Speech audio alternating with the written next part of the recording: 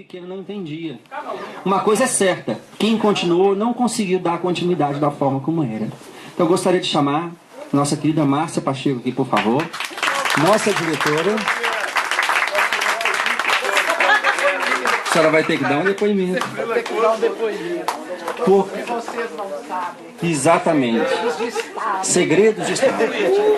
Dona Márcia, o carinho que a gente tem pela senhora, o respeito, a gratidão, são coisas que não serão ditas por mim. Gostaria que, da mesma forma que a Laíde, cada um fale o que quiser falar. Uma palavra aí para Dona Márcia. Torturador. Não. Dona Márcia, olha só, não sei se as pessoas vão concordar, mas hoje eu escutei uma coisa assim.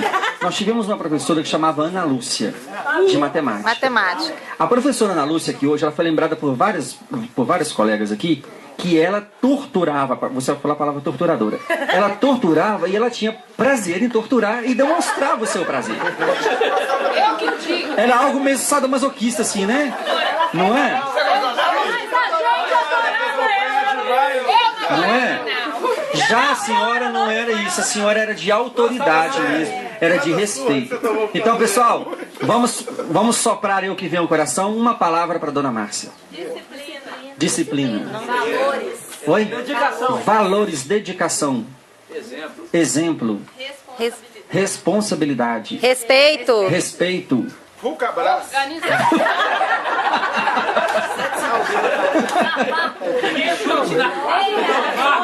Meia azul. Organização. Nada de batom. Nada de batom. Carinho. Medo. Vamos atualizar as palavras. Isso não é tipo autoritarismo, militarismo. É marketing pessoal. Carimbo na caneta.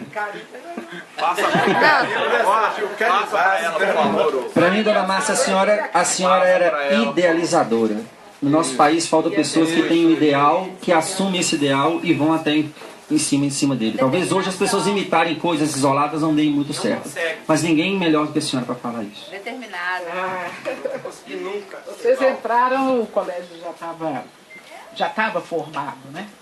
Então, a história do Geraldo Teixeira, hoje uma pessoa me fez uma pergunta, mas ninguém nunca pediu meu depoimento, ninguém nunca perguntou por quê, ninguém nunca perguntou por que Geraldo Teixeira, por que eu estava no Geraldo Teixeira. Essas perguntas durante 10 anos, nem professor, nem político, ninguém me fez.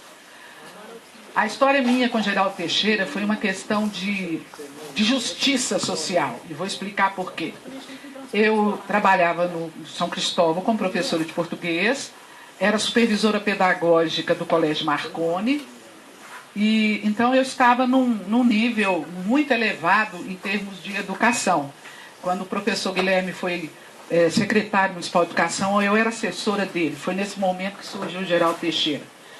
O Orlando Vaz Filho era secretário municipal de educação e ele até hoje é um visionário, tudo dele tem que ser o bom e o melhor.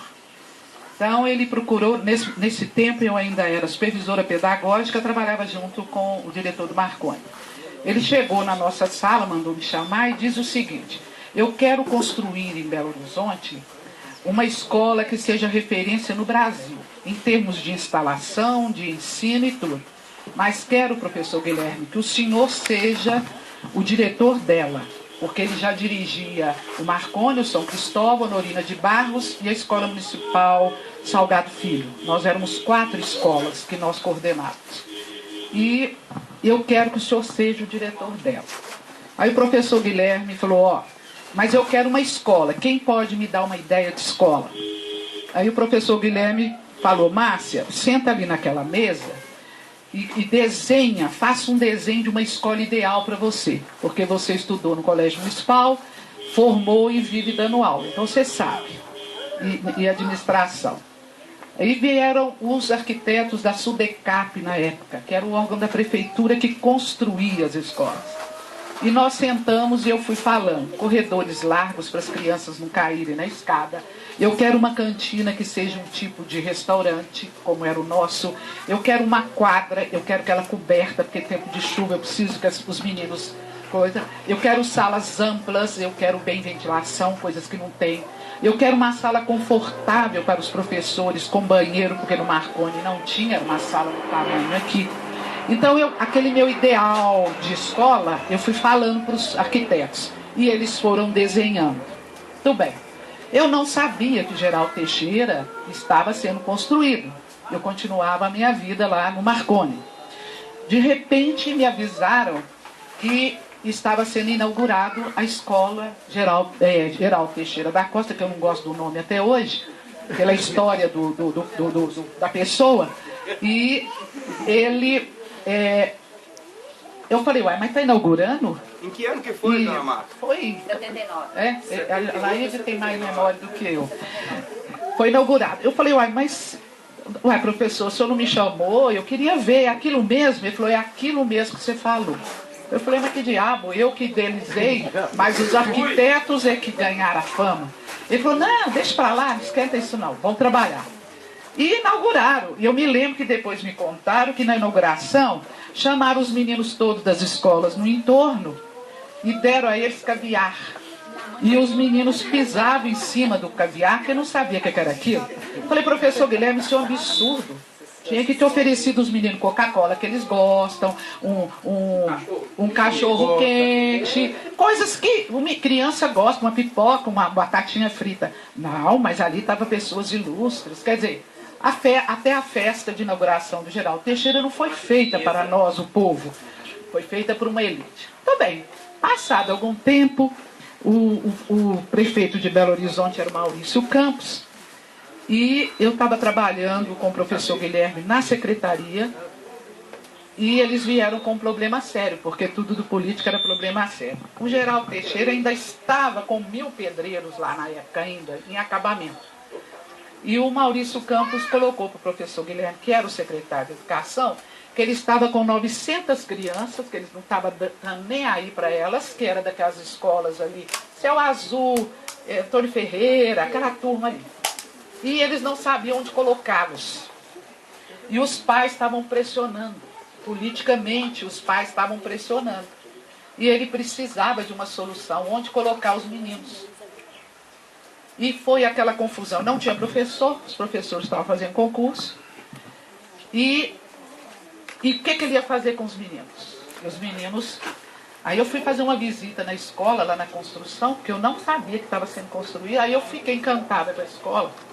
E estava vendo os meninos naquela cerca.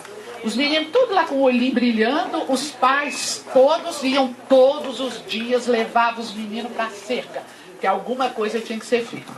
Aí o professor Guilherme me chamou e falou, você está satisfeito aqui na secretaria? Eu falei, não, professor, eu não estou satisfeita aqui. Eu quero voltar para a sala de aula porque eu não gosto disso aqui. Isso aqui é um jogo político em que eu assisto reuniões aqui que eu saio revoltada, triste. Eu não sou desse nível. Revoltada, triste, assim, são casos que quem for político, quem for, mas é a verdade que eu estava lá. Verba da educação. O orçamento tinha que ser apresentado, os gastos de 2 em 2 meses. Professor Guilherme, você finge que não teve tempo para gastar esse dinheiro. Saúde, você finge que não teve tempo de gastar isso. Fulano, e joga para o nosso caixa 2, que são obras por causa da eleição.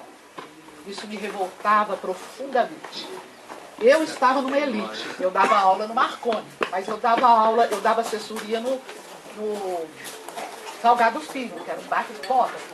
E quando eu dava aula lá à noite, aqui tinha um buraco, eu tinha que escrever aqui. Então aquilo me revoltava profundamente. E eu falei, professor, eu estou infeliz aqui. Eu não estudei para ficar aqui. O senhor me volta para as escolas. Ele falou assim, se eu te der um desafio, você resolve, porque eu como secretário, o prefeito, o que nós vamos fazer? Eu estou com 900 crianças, um concurso em andamento e tenho 5 professores. Professores de outras escolas que moram na região e querem dar aula lá. Lembrando de cabeça, era Maria do Carmo, Maria Alice, essa de matemática, Ana Lúcia, a Rita de educação física. E acho que o homem não tinha nenhum. O Mironi. Mironi, né? Mironi de educação física. Eles estavam morando na região, no Planalto, né? E queriam ir para a escola. Márcia, você só tem esses 5 professores Não tem móveis, só tem as carteiras, 1000 pedreiros e não tem água, não tinha luz, né? E você vai ter que fazer vai começar o ano letivo, foi 5 de maio. E você vai para lá para mim, por favor. E naquela época, as escolas não recebiam nenhum dinheiro da prefeitura. Porque eu falo, e tem gente que não gosta de ouvir, no meu período de 10 anos, a escola foi sustentada pelos pais. Aquela escola, o nível que ela chegou, pedagógico, material, limpeza, porque na reunião de pais eu mostrava para eles a listinha, 2 vassouras, 2 sacos de lixo que eu recebia da prefeitura. Então, quem sustentava a minha escola era a carta escolar. E quem era a carta escolar? Eram os pais. Isso eu conversei com eles. Aí me deram um relógio, era a taxa, né? Que era decidida em assembleia. Depois falavam que eu era ditadora. Eu reuni os pais e nós discutíamos. Hoje, quando eu falo assim, vai abrir as escolas, Geraldo Teixeira já era aberto. Nós vamos ter o projeto de cantar o hino nacional. Geraldo Teixeira já cantava o hino nacional. Então hoje eu fico vendo as cópias. E na época era uma rejeição danada. Eu sofria muito por causa de determinadas decisões que eu tomava sozinha. Porque eu não podia pegar opinião não, porque a pessoa falava, não, bobagem, para que você vai fazer isso? Né? Então a história foi assim. Eles me deram um relógio e uma frigideira. Falei que eu devia ter guardado no museu do Geraldo Teixeira. E entrei lá, aí eu cheguei de manhã, tinha um porteiro, porque todos os funcionários velhos, doentes e caquentos da prefeitura que moravam no bairro Rio Branco, eles transferiram para trabalhar comigo.